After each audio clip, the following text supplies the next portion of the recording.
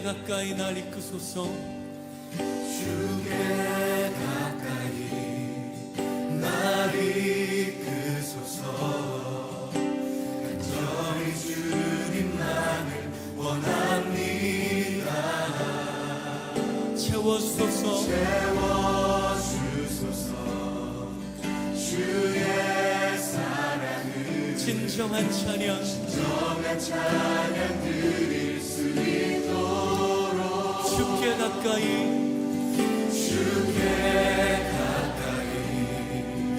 날 이끄소서. 간절히 주님만을 원합니다. 채워주소서. 주의 사랑을 진정한 찬양 드릴 수 있도록 목마른 나의 영혼 주를 부르니 나의 맘만 적어 주소서. 주님만을 원합니다. 더 원합니다. 나의 맘만 적어 주소서. 주께 가까이 날 이끄소서. 간절히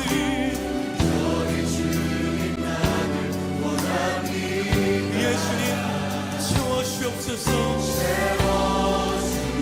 주의 사랑을 진정한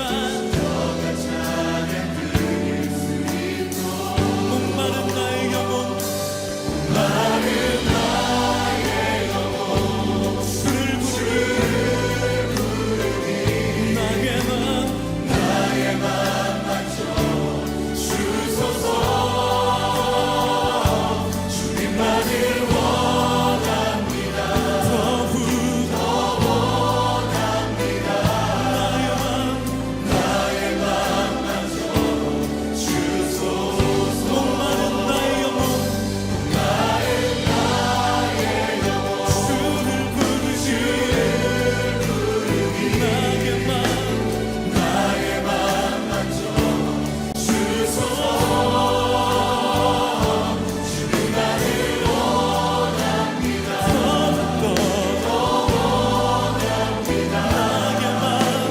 나의 맘만 적어 주소서. 목마른 나의 영혼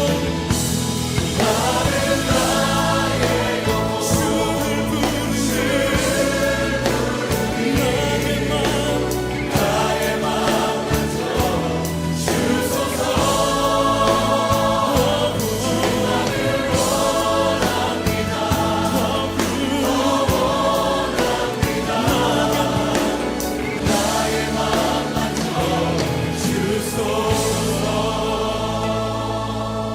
주님만을 원합니다. 더 원합니다.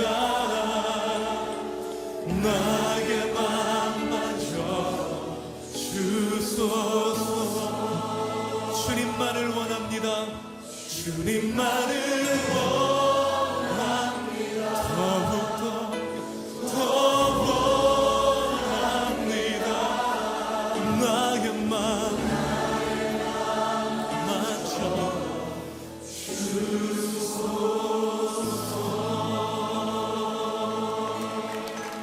예수님 주께 사모하는 영혼을 할렐루야 성도님들, 이 아침도 주님의 은혜가 넘치길 축복합니다. 오늘 같이 보실 말씀은 시편 120편입니다. 같이 읽도록 하겠습니다. 내가 환난 중에 여호와께 부르짖었더니 내게 응답하셨도다. 여호와여 거짓된 입술과 괴사한 혀에서 내 생명을 건지소서. 너 괴사한 혀여 무엇으로 네게 주며 무엇으로 내게 더할꼬. 장사의 날카로운 살과 로뎀나무 숯불 이리로다. 매색에 유하며 계달의 장막 중에 거하는 것이 내게 화로다. 내가 화평을 미워하는 자와 함께 오래 거하였도다. 나는 화평을 원할지라도 내가 말할 때에 저희는 싸우려 하는도다. 아멘. 오늘 시편의 기자의 찬양을 보면 그의 어려운 상황이 그 이유를 아주 간단히 알 수 있습니다. 먼저 2절 3절에 거짓된 입술과 괴사한 혀에서 내 생명을 건지소서라고 말하고 있습니다. 거짓된 혀로 말미암아 고난당한다는 것입니다. 5절에는 메색과 게달이 나오는데 메색은 창세기서 10장에 나오는 야벳의 아들로 흑해 주변에 정착했던 호전적인 야만인들이었고 게달은 창세기서 25장에 나오는 이스마엘의 두 번째 아들로서 아라비아 사막에서 살고 있었던 마찬가지로 광폭한 야만족들이었습니다. 광폭한 자들로 인해 고난당한다 이 말입니다. 자기 주위에는 다 거짓말하고 괴사한 혀로 자기를 괴롭히는 자들, 그러면서도 화평은 원하지 않고 광폭한 자들, 폭력에 의지하는 자들, 이런 자들로 가득 차 있었다는 것입니다. 예레미야서를 보면 거짓말을 하는 혀를 활로 표현하고 있고 거짓말을 화살로 묘사하고 있습니다. 구부러진 혀와 거기서 발사되는 말이 남을 죽이는 화살이라. 이렇게 성경은 이야기하고 있는 것입니다. 참 적절한 표현으로 보입니다. 우리도 살면서 충분히 공감할 수 있습니다. 남의 거짓말로 인해서 곤란함을 당해보신 적이 다 있는 줄로 믿습니다. 거짓말을 하는 것이 얼마나 쉽고 편하고 득이 되는지 이 세상에서 조금만 살아본 사람이면 다 알 수가 있습니다. 심지어 어린 아이들까지도 거짓말하는 것은 배우지도 않았는데 잘 합니다. 그만큼 거짓말은 이득이 되는 장사라 이 말입니다. 안 들키면 되는 거잖아요. 들켜서 혼쭐 나는 것보다 안 들켜서 이득되는 것이 훨씬 큰 게 거짓말입니다. 뉴스를 하루만 앉아 조금만 보면 알 수 있습니다. 얼마나 다 거짓말에 관한 기사들인지. 다 자신의 범죄를 감추기 위해 거짓말하고 자신의 이익을 더 취하기 위해 거짓말하고 그저 남을 탓하고 비하하기 위해 또 거짓말하고 세상은 거짓말을 워낙 밥 먹듯 하기에 거짓말 탐지기라는 것까지도 만들게 이르게 되었습니다. 세상은 거짓을 잘 심판하지 않습니다. 그렇게 할 수가 없습니다. 거짓을 다 심판해버리면 세상의 기반 자체가 흔들리게 됩니다. 우리가 살고 있는 삶 자체가 다 흔들려 버립니다. 그만큼 우리가 살고 있는 삶의 기반들이 많은 부분 거짓과 진실이 뒤섞여 있는 상태입니다. 모래 위도 아니고 반석 위도 아닌 것이 우리는 위태한 곳에 서 있습니다. 하지만 이 모든 거짓은 결국 심판받게 됨을 우리가 알아야 하는 것입니다. 성경은 최종적으로 거짓을 심판하시는 이를 하나님이라고 하고 있습니다. 오늘 이 시편의 정중앙에 있는 이 한 말씀이 우리에게 그래도 희망을 주는 말씀이 아닐까 생각해 봅니다. 120편 4절 말씀, 장사의 날카로운 살과 로뎀나무 숯불 이리로다. 여기서 장사의 날카로운 살은 거짓 활을 쏘는 자들에게 날아가는 하나님의 화살입니다. 하나님께서 거짓말을 쏘아 다른 사람에게 맞추었던 자들에게 날카로운 화살을 조준하여 쏘신다고 하는 것입니다. 또한 로뎀나무 숯불이라는 것은 나무 중에서 가장 뜨겁고 오래 타는 것이 로뎀나무라고 합니다. 그런 나무에 붙은 불이라 하나님의 심판의 불을 이야기하겠죠. 하나님의 화살과 진노의 불이 거짓을 이득 삼은 자들의 몫이 될 것이다. 이 말입니다. 우리 7절을 한번 읽어보겠습니다. 나는 화평을 원할지라도 내가 말할 때 저희는 싸우려 하는도다. 참 싸우려 하는 자들이 많죠. 조금만 건드리면 요새는 주먹이 날아옵니다. 그저께 뉴스를 보고 있는데 미국에서 그냥 편의점에서 키가 큰 사람한테 또 다른 사람이 다가가서 그냥 키가 크니까 키가 얼마냐라고 물었다고 합니다. 그런데 그 키 큰 사람이 아무 말 않고 그냥 나갔다. 물어본 사람들을 길거리에서 기다리고 있다. 나오니까 총으로 쏴대기 시작했다 합니다. 그렇게 사람이 죽였다는 겁니다. 이렇게 폭력이 난무한 세상에 우리는 살고 있습니다. 길거리에서도 차 운전할 때도 만약 법이라는 것이 없었더라면 인간들이 법 없이 그저 살게 되었다면 지금도 노아의 때와 다름없이 폭력으로 땅이 피로 얼룩진 곳이 되었을 것입니다. 지금의 국제사회를 보면 여전히 폭력이 주도하는 세상입니다. 왜냐? 군사력이 여전히 국제사회의 가장 큰 주 무기이기 때문입니다. 또한 우리나라가 처한 국제 상황을 보세요. 참 매색과 계달 사이에 끼어있는 백성들은 아닌지 이런 생각까지도 할 수 있는 상황입니다.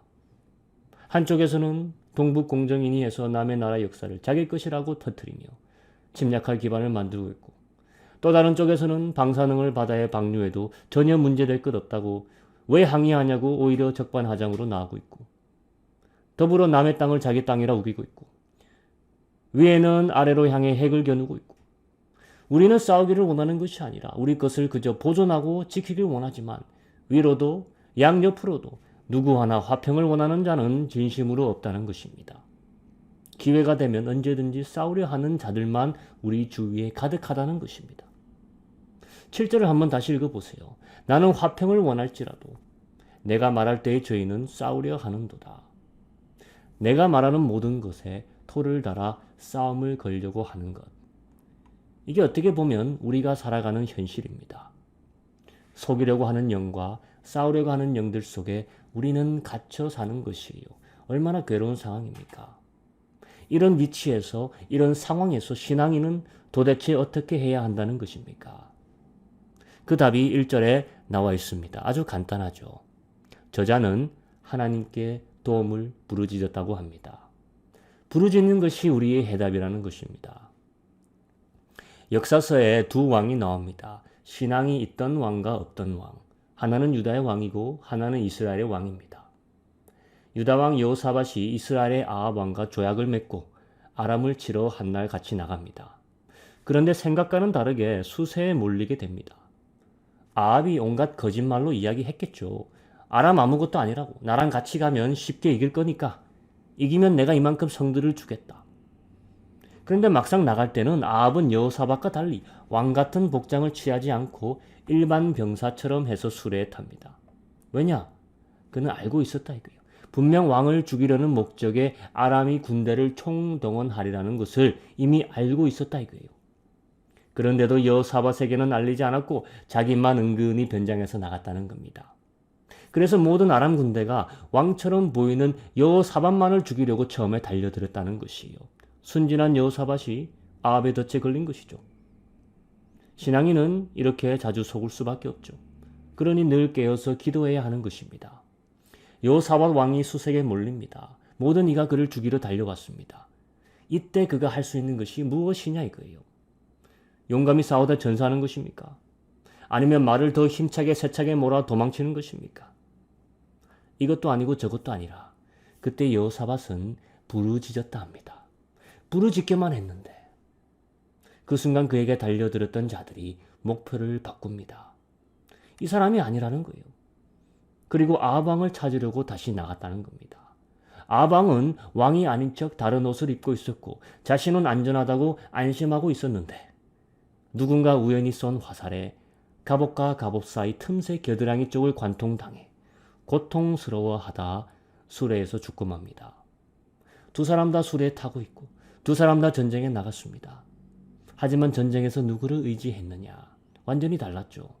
아합 왕은 거짓을 술수로 그 얄팍한 옷과 갑옷을 의지하며 나갔지만 결국 심판의 화살은 그를 명중하고 말았습니다. 반면 여호사밧 왕은 아무것도 모른 채 순진하게 나아가다 위기에 처했지만 위기의 순간 하나님께 도움을 부르짖었고 그 순간 그를 향하던 활들이 다른 곳으로 비껴가기 시작했다는 것입니다. 성도님들, 우리는 환난 중에 사는 자들입니다.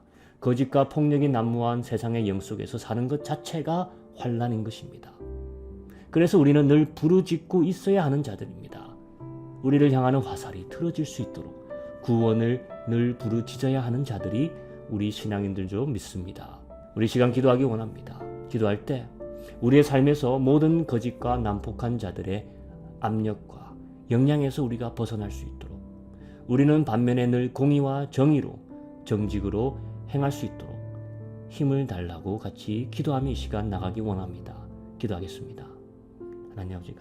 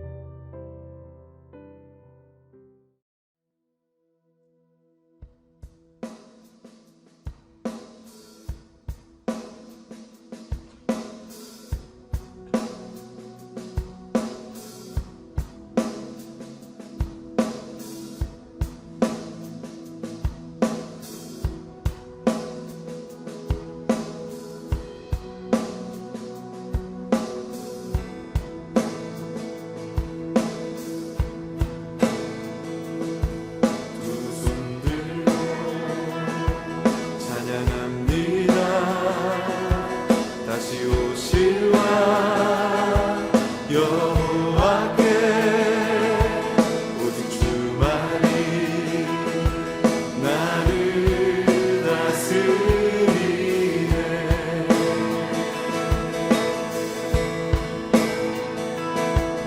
두 손 들고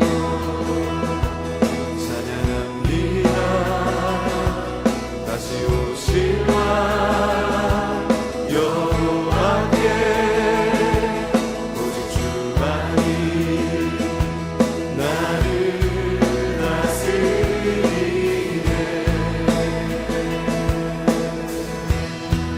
나 주님만을 섬기리. 헛된 마음 버리고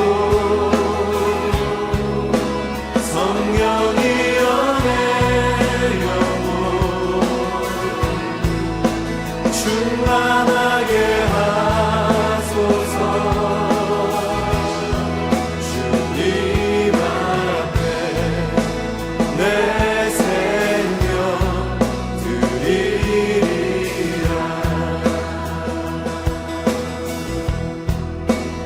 두 손 들고 찬양합니다. 다시 오실 왕 여호와께 오직 주만이 나를 다스리네.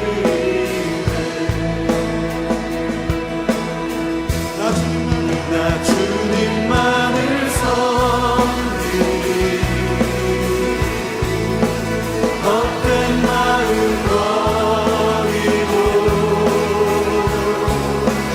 성령이여 내 영혼 충만하게 하소서. 나 주님만을 섬기리. 헛된 마음 버리고 성령이여 내 영혼 충만하게 하소서. 주님 앞에 내 생명 드리리라. 주님 앞에 내 생명 드리리라. 주님 앞에 내 생명 드리리라. 주님 앞에 내 생명 드리리라.